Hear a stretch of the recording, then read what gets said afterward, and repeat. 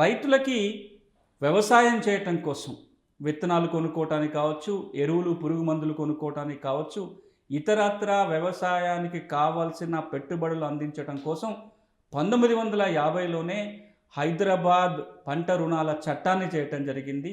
ప్రభుత్వం రైతాంగానికి రుణాలు ఇవ్వటం కోసం చేసిన చట్టం 1950లోనే వచ్చిన పంట రుణాల చట్టం.